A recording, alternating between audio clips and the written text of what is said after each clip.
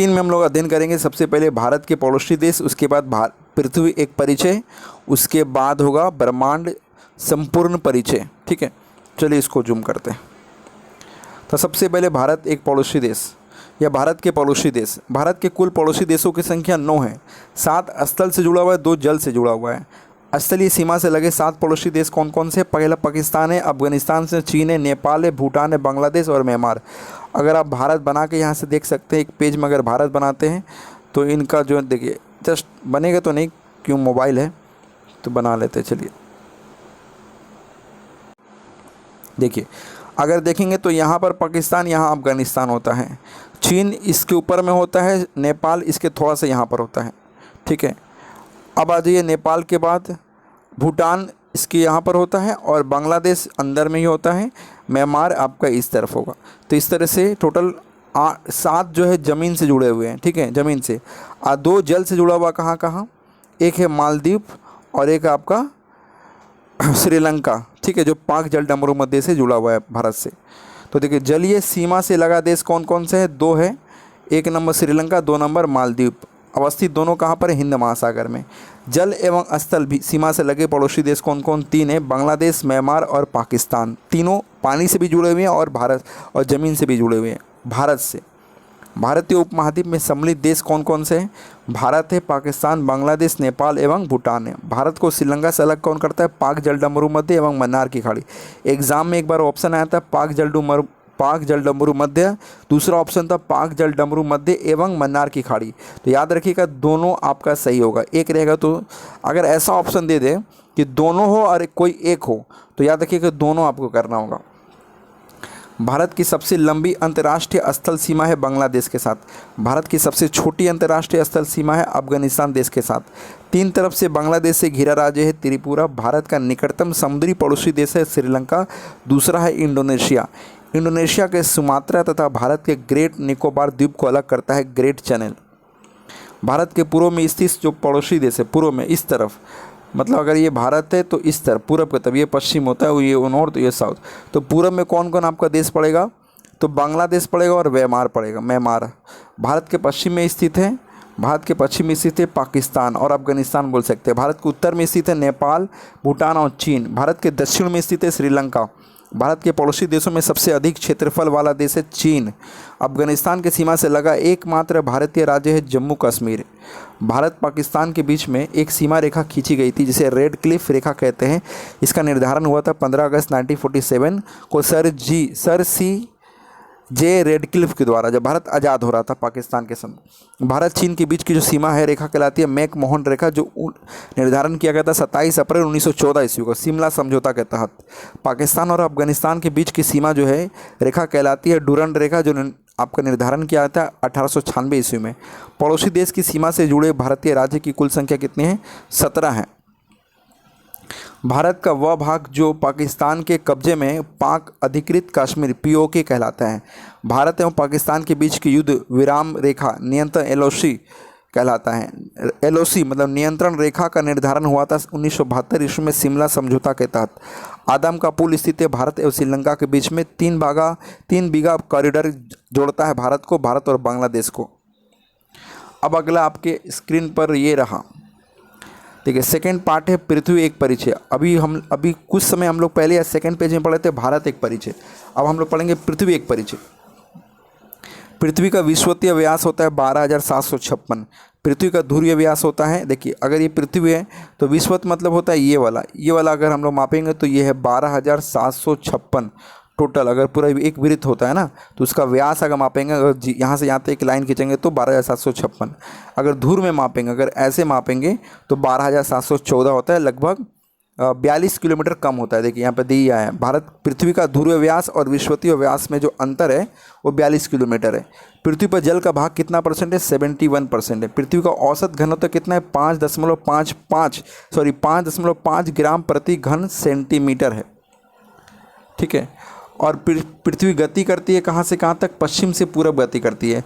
पृथ्वी का अक्ष घूमता है घूर्णन। पृथ्वी अपने अक्ष पर घूमता है, उसे क्या कहते हैं? घूर्णन कहते हैं, जिससे दिन रात होता है पृथ्वी के घूर्णन के कारण।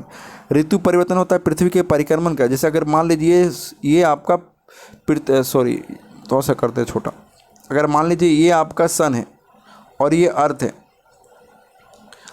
और ये इसका कक्ष, अगर यहीं पर घूर रहा है तो इसको हम लोग अगर एक बार ऐसे चक्कर लगा रहा है सिर्फ, तो ये घूर्णन हो गया। अगर सूरज का जो एक चक्कर लगा रहा था इसे हम लोग परिक्रमण कहते हैं। तो सूरज के एक चक्कर लगाने में सबको पता है 365 दिन 6 घंटा लगता है, और अपना ही चक्कर लगाने में 24 घंटा लगता है, जस्ट एक बार ऐसे घूम जाए तो। ठीक है, तो आप देख सकते हैं यहाँ पर, तो अगर अपना ही चक्कर लगा रहे तो दिन रात होगा, अगर पूरा सूरज के चक्कर लगा गया तो ऋतु परिवर्तन होगा। पृथ्वी के 1 घंटे में घूमती है 15 डिग्री देशांतर। पृथ्वी अपने अक्ष पर झुकी होती है 23.5 डिग्री। पृथ्वी के भूपटलीय क्रस्ट पे प्रचुर मात्रा में क्या मिलता है हमको? ऑक्सीजन मिलता है, जिसका परसेंटेज है 46.80%। पृथ्वी गोल है, कोई किसने कहा था? पाइथागोरस ने कहा था। पृथ्वी की सतह के नीचे का द्रवीभूत सेल क्या कहलाता है? मैग्मा कहलाता है। पृथ्वी तथा सूर्य के मध्य अधिकतम दूरी कहलाती है 4 जुलाई को, जिसे अपसौर के दरमियान होता है। अब पृथ्वी तथा सूर्य के बीच सबसे कम दूरी होती है 3 जनवरी, उपसौर के दरमियान होता है।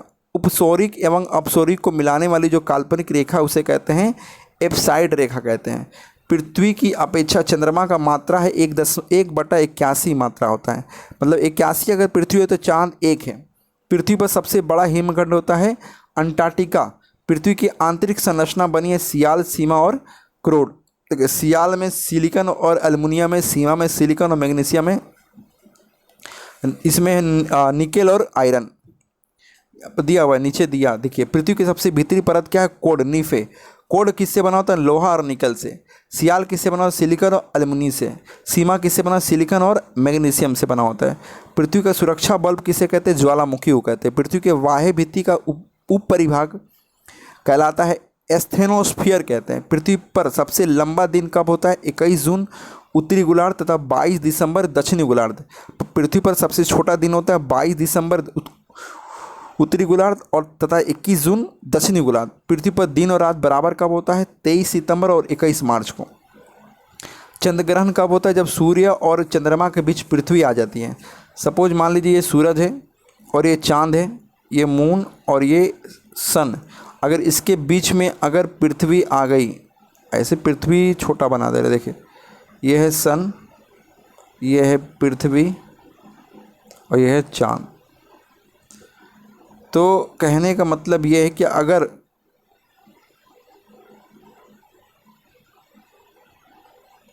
ये अर्थ है, ये सन और मून के बीच में अगर आ जाती है तो ये चंद्र ग्रहण हो जाएगा। वैसे ही अगर ये अर्थ इधर चांद बीच में अगर आ जाए तो क्या हो जाएगा? सूर्य ग्रहण हो जाएगा। ठीक है, देखिए सूर्य ग्रहण कब होता है? जब सूर्य और पृथ्वी के बीच में चांद आ जाता है। और आपका चंद्र ग्रहण कब होता है? जब चांद और सूरज के बीच में पृथ्वी आ जाता है। ठीक है, मतलब आता कौन है? बीच में आएगा, हमेशा याद रखिए, पृथ्वी आएगा नहीं तो मून आएगा। किसके बीच में? अगर पृथ्वी अगर बीच में आता है तो सन, सूरज और चंद्रमा के बीच में आएगा। अगर मून अगर आएगा तो किसके बीच में आएगा? सूरज और पृथ्वी के बीच में मून आएगा। तो जब आपका पृथ्वी बीच में आता है तो चंद्र ग्रहण होगा, और जब मून बीच में आ जाता है सूर्य ग्रहण होगा। अच्छा, पृथ्वी, यहाँ देखिए, पृथ्वी से चंद्रमा का कितना भाग दिखाई पड़ता है? 57% भाग दिखाई पड़ता है। पृथ्वी की आयु ज्ञात किससे की जाती है? यूरेनियम काल निर्धारण विधि द्वारा। अश्व अंशांश किसे कहते हैं? 30 डिग्री से 40 डिग्री उत्तरी तथा दक्षिणी अंशांश को ही अश्व अंशांश कहते हैं। पृथ्वी पर अंशांश तथा देशांतर रेखा कितनी है? अंशांश है 180 और देशांतर रेखा है 360। दो देशांतर के बीच की दूरी को क्या कहते हैं? गोरे कहते हैं। अगला देखिए, ब्रह्मांड संपूर्ण परिचय। पृथ्वी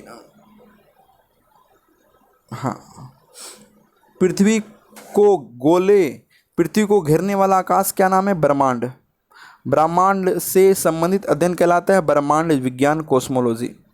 ब्रह्मांड में लगातार प्रसार की घटना है बिग बैंग। ब्रह्मांड का सबसे बड़ा तारा जो है स्पाइनल ओरेगी। बिग बैंग सिद्धांत का प्रतिपादन किया था बेल्जियम के जॉर्ज लेमेंटर ने 1966 ईस्वी में। ब्रह्मांड में विस्फोटित तारा होता है अभिनव तारा या सुपरनोवा तारा। ब्रह्मांड की आयु है 13 बिलियन वर्ष। ब्रह्मांड का व्यास कितना है? 10⁻⁴ प्रकाश वर्ष। एक वर्ष में प्रकाश द्वारा तय की दूरी को ही हम लोग प्रकाश वर्ष कहते हैं। खगोलीय दूरी का सबसे बड़ा मात्रक कहलाता है पार्सेक।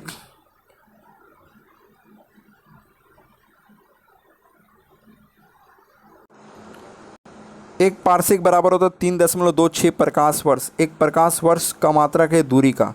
एक प्रकाश वर्ष बराबर कितना किलोमीटर होगा? 9.646 10⁻12 किलोमीटर। अगर मीटर में मापिएगा तो 9.46 10⁻15 मीटर। सूर्य ब्रह्मांड का केंद्र कहा था कौन? कोपरनिकस पोलैंड के निवासी थे। ब्लैक होल सिद्धांत दिया था एस चंद्रशेखर ने। वह सीमा जिसके बाहर तारे आंतरिक मृत्यु से ग्रसित होते कहलाता है चंद्रशेखर सीमा। वह सीमा जिसके बाहर तारे आंतरिक मृत्यु से ग्रसित होते कहलाता है चंद्रशेखर सीमा। सूर्य ब्रह्मांड का केंद्र है कहा, किसने कहा है? कोपरनिकस ने। तारे का रंग सूचक होता है उसके तापमान का। अंतरिक्ष यात्री को आकाश कैसा दिखाई देता है? काला दिखाई देता है। आकाश का रंग नीला कैसा नीला प्रतीत होता है? किसके कारण? प्रकाश के परिकिरण के कारण। तारे का टिमटिमाने के कारण क्या है? प्रकाश का अपवर्तन है। तारों का सुंदर पैटर्न कहलाता है तारामंडल। तारामंडल की कुल संख्या कितनी है? 89 है। सबसे बड़ा तारामंडल सेंटरोस है, सबसे छोटा तारामंडल क्रक्स है। तारों के बड़े बड़े गुच्छे का समूह कहलाता है गैलेक्सी। 10 व्यास 10⁻5 प्रकाश वर्ष।